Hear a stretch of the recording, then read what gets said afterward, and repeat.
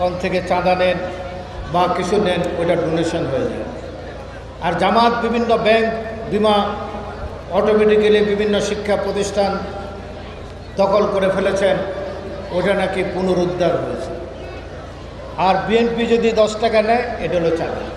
অতএব যারা এই নির্বাচনে বিএনপিকে বলেন বিএনপি নাকি প্রশাসন দখল করে আছেন, আমি তাদের উদ্দেশ্যে বলতে চাই, কারা প্রশাসন দখল করেছেন, কারা এখানে দুটি কথা আজকে বাংলাদেশে আসছে, যদি এনসিপি বা বৈষম্য বিরোধী ভাইরা যদি কোনো কোন থেকে চাঁদা নেন বা কিছু নেন, ওইটা ডোনেশন হয়ে যায়।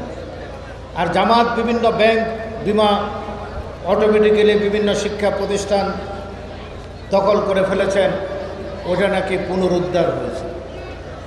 আর বিএনপি যদি 10 টাকা নেয়, এটা হলো চাঁদা। এখন এইভাবে যে একটা নিউজ হাজার হাজার, এখানে আমাদের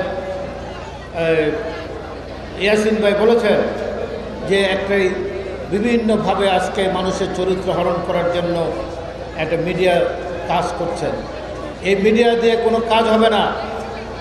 একটি কথা আমি এখানে সুস্পষ্টভাবে বলতে চাই, 90-এর গণঅভ্যুত্থানের পরেও শেখ হাসিনা আস্ফালন করেছিলেন দমদম বিমানবন্দরে। যখন তাকে সাংবাদিকরা জিজ্ঞাসা করলেন, প্রিয় নেত্রী, আপনি তো বাংলাদেশের প্রধানমন্ত্রী হবেন, আপনার প্রতিদ্বন্দ্বী কয়টি আসন পেতে পারেন?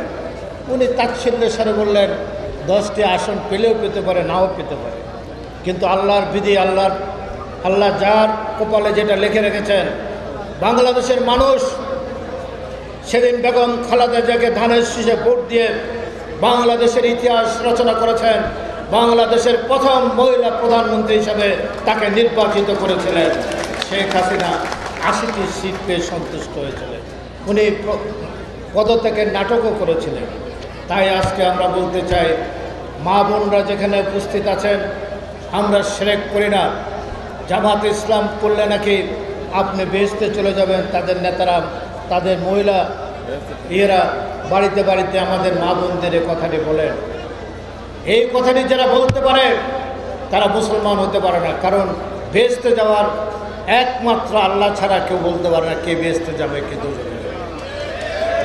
তাই আমি ডাক্তার শফিক সাহেবের একবার বলেছিলাম, আপনাকে তো জামাতের লোকেরা সাক্ষাৎ আল্লাহর ওলি বানিয়ে দিয়েছেন, তা আমাদের জন্য একটু দোয়া ফিকির করেন, বাংলাদেশ যেন বহির শত্রু থেকে রক্ষা পায়, আমরা সবাই যেন হেদায়েত হয়ে যেতে পারি। বিভিন্ন আলেম জামাতের তারা বলেছেন ওনার আমল আখলাক, ওনার যে চরিত্র, উনি যে আমল করেন, উনি নাকি সাক্ষাৎ আল্লাহর ওলি।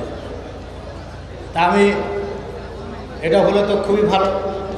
উনি একসময় অবিভক্ত ছাত্রলীগ করেছেন, পরে জাসদ ছাত্রলীগ করেছেন, পরে উনি গণবাহিনীর নেতা ছিলেন, পরে উনি জামাতে এসেছেন, এখন উনি জামাতের আমির হয়েছেন।